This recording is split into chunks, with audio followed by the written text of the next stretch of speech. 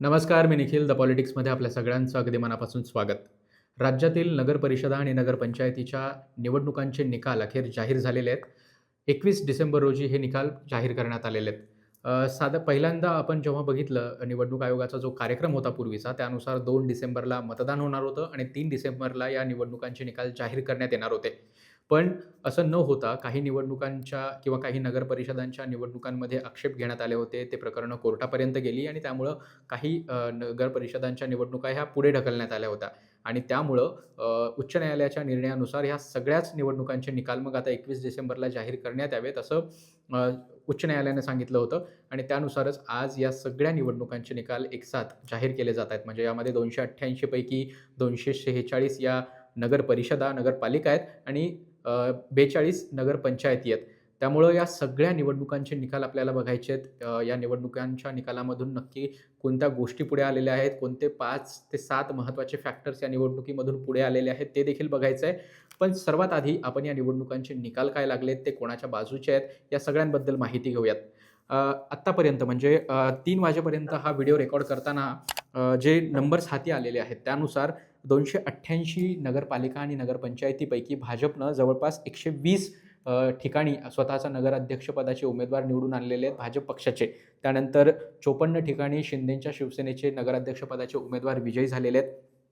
यासोबतच अजित पवारांच्या राष्ट्रवादीचे नगराध्यक्षपदाचे उमेदवार हे 40 ठिकाणी निवडून आलेले आहेत. आता ही झाली महायुतीची संख्या. आता यासोबतच महाविकास आघाडीच्या पक्षांची जर स्थिती बघायची झाली तर महाविकास आघाडीमध्ये काँग्रेसनं सर्वाधिक म्हणजे 34 ठिकाणी स्वतःचे नगराध्यक्षपदाचे उमेदवार निवडून आणलेले आहेत. त्यानंतर राष्ट्रवादी जो शरद पवारांचा राष्ट्रवादी पक्ष आहे त्यांचे देखील 7 ठिकाणी नगराध्यक्षपदाचे उमेदवार निवडून आलेले आहेत. त्यासोबतच उभाठा किंवा शिवसेना जी आहे उद्धव बाळासाहेब ठाकरे यांची त्यांचे 8 ठिकाणी नगराध्यक्षपदाचे उमेदवार निवडून आलेले आहेत. तर विविध स्थानिक आघाड्या ज्या होत्या म्हणजे शहर विकास आघाडीसारख्या किंवा इतर सर्व स्थानिक आघाड्या त्यांचे देखील 25 ठिकाणी जे नगराध्यक्ष आहेत ते निवडून आलेले आहेत. तर हा होता एकंदरीत या 288 नगरपरिषदा, नगरपालिका किंवा नगरपंचायतीच्या निकालांचा कौल. आता आपण सविस्तरपणे या निकालांचे अर्थ काय निघतात, यातून कुठले परसेप्शन समोर येतं किंवा कुठले नरेटिव्ह पुढे रेटले जाऊ शकतात, या सगळ्यांबद्दल माहिती घेऊयात. आजचे नगरपरिषद, नगरपंचायतीचे जे निकाल आहेत ते जर बघितले तर या सगळ्यांवरून एक गोष्ट स्पष्ट होते, ती म्हणजे राज्यातील नंबर 1 चा पक्ष हा निर्विवादपणे भाजपा असल्याचं या निवडणुकीमध्ये देखील सिद्ध झालंय. आपण पाहतोय की 2014च्या विधानसभा निवडणुकीपासून किंवा लोकसभा निवडणुकीपासून सातत्यानं भाजप राज्यामध्ये 27% ते 28% मतं घेऊन पहिल्या क्रमांकाचा पक्ष राहिलेला आहे. मागच्या 3ही विधानसभा निवडणुकांमध्ये भाजपनं 100 पेक्षा जास्त जागा जिंकून प्रत्येक वेळी स्वतः 1 नंबरचा पक्ष असल्याचं सिद्ध केलंय. त्यासोबतच त्यांना 27% ते 28% मतं देखील मिळत होती. आता या नगरपरिषदांचे निकाल बघितले तर या 288 नगरपरिषद, नगरपंचायतीपैकी जवळपास 120 ठिकाणी भाजपनं स्वतःचे नगराध्यक्ष निवडून आणलेले आहेत. त्यामुळं त्या साहजिकच त्या टियर 2, टियर 3 सिटीजमध्ये स्वतःचं जे वर्चस्व आहे किंवा स्वतःची जी संघटना आहे ती भाजपनं मजबूत केल्याचं दिसून येतंय. आता जिल्ह्यानुसार बघितलं तर जवळपास 34 पैकी 32 जिल्ह्यांमध्ये भाजपचे स्वतःचे नगराध्यक्ष असतील, असं या निकालानंतर स्पष्ट झालंय. त्यामुळं भाजप जो शहरी वळणाचा पक्ष आहे किंवा शेटजी भटजींचा पक्ष असं जी पूर्वी टीका व्हायची, ते तिथून आता भाजप बराच पुढे निघून गेलेला आहे आणि त्यांनी राज्यातील जवळपास सर्वच जिल्ह्यांमध्ये सर्वच ठिकाणी स्वतःची पक्ष संघटना मजबूत करत, स्वतःचं मताचं टक्केवारी वाढवत आता सगळ्या जिल्ह्यांमध्ये स्वतःचे नगराध्यक्ष देखील बसवलेले आहेत. आता या निम्न शहरी भागांमध्ये भाजपचे किंवा भाजपची संघटना किंवा नगराध्यक्षपदाचे उमेदवार असल्यामुळं त्याचा साहजिकच इतर ठिकाणी देखील त्यांना फायदा होणार आहे. जसं विधान परिषदेच्या आमदारांची जी निवड असते त्याच्यामध्ये स्थानिक स्वराज्य संस्थांच्या मतदारसंघातून येणारे आमदार, त्यामध्ये देखील भाजपला फायदा होऊ शकतो आणि एकंदरीतच पक्ष बळकटी करण्याच्या दृष्टीनं देखील ही निवडणूक त्यांच्यासाठी अत्यंत महत्त्वाची ठरू शकते. आजच्या या निवडणुकीच्या निकालांमधून दुसरा सर्वात महत्त्वाचा मुद्दा जो पुढे येतो तो म्हणजे यापुढील जो लढाई आहे किंवा यापुढील जी राज्यातील विविध पक्षांमधली लढाई ती खरं तर महायुती वर्सेस महाविकास आघाडी अशी न राहता ती आता महायुतीच्या घटक पक्षांमध्येच मोठी लढाई होताना आपल्याला येणाऱ्या काळात देखील पाहायला मिळू शकतं. तर असं म्हणण्याचं महत्त्वाचं कारण म्हणजे आत्ताचे जे निकाल आलेले आहेत त्यामध्ये आपण बघितलं तर भाजप जवळपास 120, शिवसेना 54 आणि राष्ट्रवादी काँग्रेस अजित पवारांची जी आहे त्यांचे 40 नगराध्यक्षपदाचे उमेदवार निवडून आलेले आहेत. आणि एकंदरीतच प्रचाराच्या काळातला देखील सभांचा धडाका बघितला किंवा कुठे कोणाचे उमेदवार उभे होते, कोणाविरोधात कोण उभं होतं आणि कोणी चांगली लढत दिली, टक्कर दिली, हे जर बघितलं तर असं दिसून येतं की हे महायुतीमधले 3 घटक पक्ष आहेत तेच एकमेकांच्या विरोधात द्वेषानं लढत होते. जेव्हा की जे महाविकास आघाडीमधले घटक पक्ष आहेत, काँग्रेस किंवा शरद पवारांची राष्ट्रवादी आणि शिवसेना उद्धव बाळासाहेब ठाकरे यांची, हे पक्ष किंवा या पक्षाचे नेते प्रचारामध्ये फारसे कुठेही सक्रिय दिसले नव्हते. एक काँग्रेसचे प्रदेशाध्यक्ष हर्षवर्धन सपकाळ यांचं उदाहरण सोडलं तर इतर कोणतेही मोठे नेते फार जास्तपणे प्रचारसभा घेत आहेत किंवा प्रचार सक्रिय आहेत प्रचारात, असं कुठेही दिसून आलं नव्हतं. त्यामुळं या निवडणुकांचं जर दुसरं सर्वात महत्त्वाचं फॅक्टर जर कुठला असेल तर ती म्हणजे की भाजप आणि महायुतीचे जे इतर घटक पक्ष आहेत यांच्यातीलच येणाऱ्या काळातील लढाई या 3च पक्षांच्या दरम्यान असणार आहे. याचं अजून एक उदाहरण बघायचं झालं तर शिंदे सेना आणि भाजप यांच्यामध्ये ज्या लढाया झालेल्या आहेत किंवा हे जेव्हा एकमेकांच्या समोर निवडणुकीला उभे होते, त्या निवडणुकांमध्ये शिंदे सेनेचं स्ट्राईक रेट सरप्रायझिंगली चांगलं राहिलेलं आहे. म्हणजे शिंदे हे उद्धव बाळासाहेब ठाकरे यांच्या पक्षाला टक्कर देण्यासोबतच किंवा महाविकास आघाडीतील इतर घटक पक्षांना टक्कर देण्यासोबतच भाजपला देखील चांगल्या पद्धतीने टक्कर देत आहेत. भाजपच्या विरोधात जिथे शिंदे सेनेचे उमेदवार होते ते जास्त मोठ्या प्रमाणात निवडून आलेले आहेत. शिंदे सेनेचा स्ट्राईक रेट भाजपच्या विरोधात चांगला आहे असं पाहायला मिळालेलं आहे. जेव्हा की आपण बघतो की भाजपचा स्ट्राईक रेट हा इतर पक्षांच्या तुलनेत किंवा काँग्रेसच्या विरोधात हा चांगला असतो, पण भाजपच्या विरोधात कोणाचा स्ट्राईक रेट चांगला आहे तर तो शिंदेंचा आहे. आणि हीच जी अंतर्गत स्पर्धा आहे ती येणाऱ्या काळात आपल्याला वाढलेली दिसू शकते. आणि हेच या निवडणुकीमधलं दुसरं सर्वात महत्त्वाचं फॅक्टर दिसून येतंय की येणारा जो संघर्ष आहे, येणारा जो काळ आहे तो हा महायुतीमधल्या घटक पक्षांचाच असेल आणि त्यांच्यामधल्याच या लढाईमधून ही सगळी जी काही यंत्रणा म्हणजे महानगरपालिका असतील, जिल्हा परिषद असतील, पंचायत समित्या असतील, यांच्यामधल्या देखील जागा जशा आत्ता 200 पेक्षा जास्त जागांवर महायुतीनं बाजी मारलेली आहे, तशाच प्रकारे अंतर्गत लढाईतून म्हणा किंवा मग फ्रेंडली फाईट्समधून म्हणा येणाऱ्या काळात सुद्धा महायुतीच या निवडणुकीमध्ये पुढे असू शकते. नगर परिषदांच्या निकालातून दिसून आलेली तिसरी महत्त्वाची गोष्ट आहे ती म्हणजे काँग्रेस पक्षाबद्दलची. काँग्रेस पक्ष हा आत्ता देखील महाराष्ट्रातील प्रमुख राजकीय पक्ष म्हणण्यापेक्षा प्रमुख विरोधी पक्ष असल्याचं दिसून येत आहे.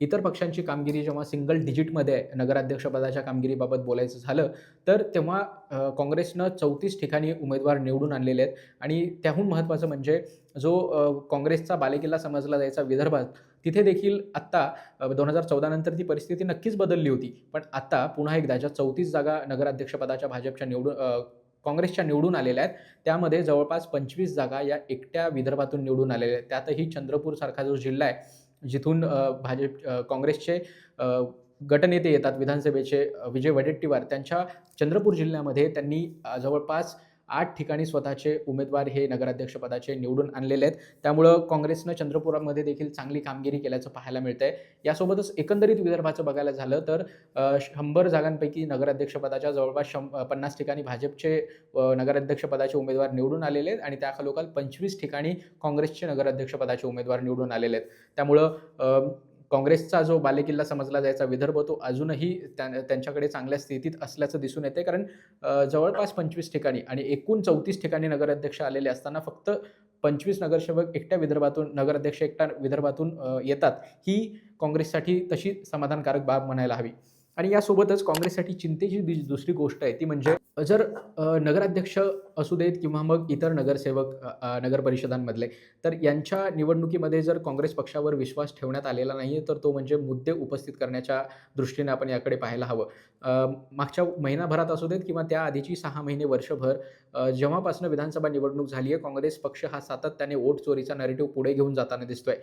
ही निवडणूक पार पडते तेव्हा देखील संसदेत राहुल गांधी आणि सर्व काँग्रेस पक्षाचे नेते हे वोट चोरीबद्दल बोलत होते. या काळात राहुल गांधींच्या देखील अनेक पत्रकार परिषदा वोट चोरीच्या संदर्भात झाल्या.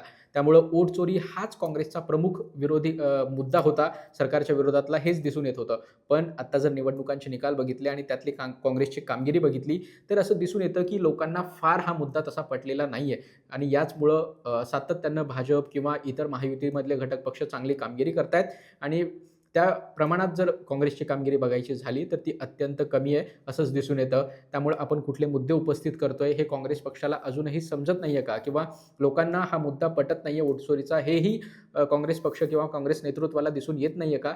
हाच या निवडणुकीमधला तिसरा सर्वात मोठा टेक अवे असं वाटतं. यानंतर जो चौथा मोठा घटक आहे या निवडणुकीमध्ये, या निवडणुकींच्या निकालाच्या नंतरचा टेक अवे आहे असं आपण म्हणू शकतो. तो म्हणजे या सगळ्या निवडणुकीचे येणाऱ्या महापालिका, जिल्हा परिषदा आणि पंचायत समिती निवडणुकीवर होणारे परिणाम.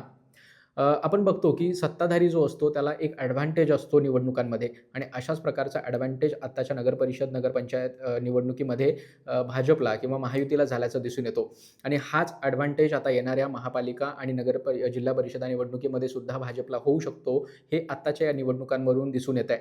कारण मतदारसुद्धा सजग आहे. आपलं काम कोणाच्या पासून होऊ शकतं. सत्ताधारी असतील तर जास्तीत जास्त कामं करून घेता येतात. सत्ताधारी असेल तर विविध मार्ग असतात काम करून घेण्याचे, हे मतदार देखील समजतात आणि त्यामुळंच मतदारांनी आत्ताचा जो कौल आहे तो महायुतीच्या बाजूने दिला आहे आणि येणाऱ्या काळातला जो कौल देखील असेल तो हा निकाल बघितला तर तो विरोधकांसाठी फार कठीण असणार आहे. कारण सत्ताधाऱ्यांकडे पूर्वीच एक ॲडव्हांटेज असतं, निवडणुका कुठल्या वेळात घ्यायच्या, कधी घ्यायच्या, कशा घ्यायच्या आणि त्यासोबतच आता जर नगरपरिषदांसारख्या निवडणुकांमध्ये देखील विरोधकांना सत्ताधारी स्पेस देत नसतील तर येणारी जो महापालिका आणि जिल्हा परिषदा, पंचायत समितीच्या निवडणुका आहेत तो काळ देखील अतिशय कठीण असणार आहे, असंच या निकालातून दिसून येतं.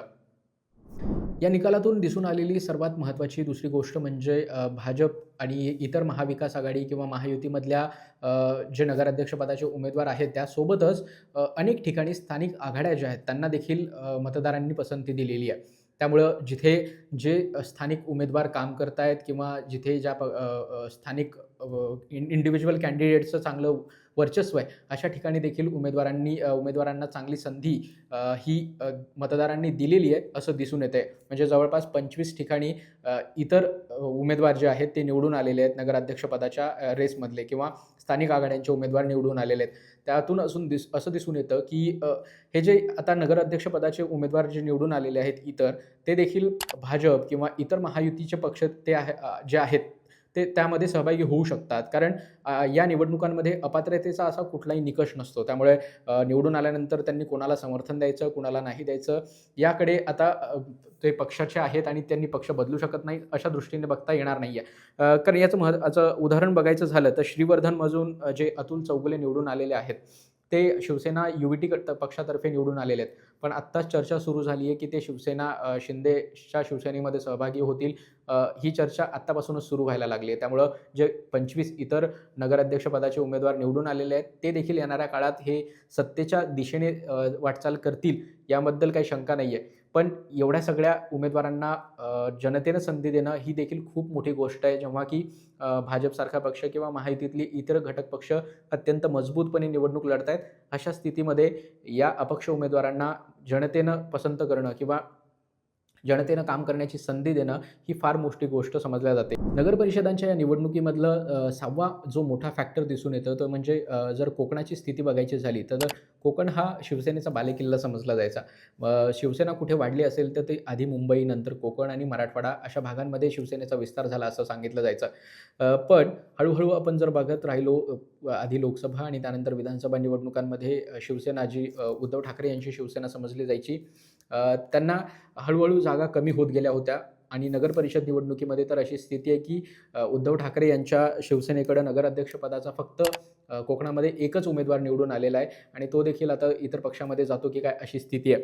आणि त्यासोबतच कोकणात आता वर्चस्व जे निर्माण केलं आहे ते शिंदेंच्या शिवसेनेने निर्माण केलं आहे. शिंदेंच्या शिवसेनेचे 11 नगराध्यक्षपदाचे उमेदवार कोकणातून निवडून आलेले आहेत. त्याखालोखाल भाजपचा नंबर आहे, ज्यांचे 9 उमेदवार हे कोकणात निवडून आलेले आहेत. आणि तिसरा जो मोठा पक्ष आहे तोही महायुतीमधलाच घटक पक्ष आहे, तो म्हणजे अजितदादांचा राष्ट्रवादी काँग्रेस. त्यांचे देखील 4 उमेदवार नगराध्यक्षपदाचे हे कोकणातून निवडून आलेले आहेत. त्यामुळे आपण जो शिवसेनेचा बालेकिल्ला असं म्हणलं जायचं, तो आता शिवसेनेचा उद्धव ठाकरे यांच्या शिवसेनेचा बालेकिल्ला राहिलेला नसून तो शिंदेच्या शिवसेनेचा बालेकिल्ला झालेला आहे. आणि ही निश्चितपणे चिंताजनक गोष्ट म्हणायला पाहिजे उद्धव ठाकरे यांच्यासाठी.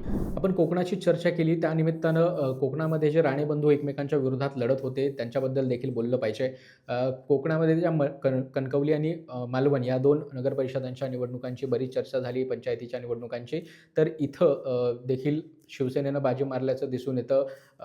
एका ठिकाणी म्हणजे कणकवलीमध्ये तर जे स्थानिक आघाडी होती त्याचे उमेदवार पारकर जे आहेत ते निवडून आलेले आहेत. त्यामुळं हा जे कॅबिनेट मंत्री आहेत भाजपचे त्यांच्यासाठी मोठा धक्का मानला जातोय आणि शिवसेनेचे जे आमदार आहेत राणे त्यांच्यासाठी हा एक सुखद अनुभव होता निवडणुकीचा सुद्धा आणि त्यातून त्यांनी जी ताकदीनं लढत दिली भाजपच्या एवढ्या मोठ्या यंत्रणेसमोर, त्यामुळं त्यांच्यासाठी ही निवडणूक अत्यंत महत्त्वाची होती आणि ती त्यांनी चांगल्या प्रकारे लढवून मजबूतपणे लढवून निवडून आणली. हेच या निवडणुकीचं यश म्हणता येईल कोकणाच्या दृष्टीनं. तर हे होते या नगरपरिषद 288 नगरपरिषद, नगरपंचायतीच्या निवडणुकांचे निकाल.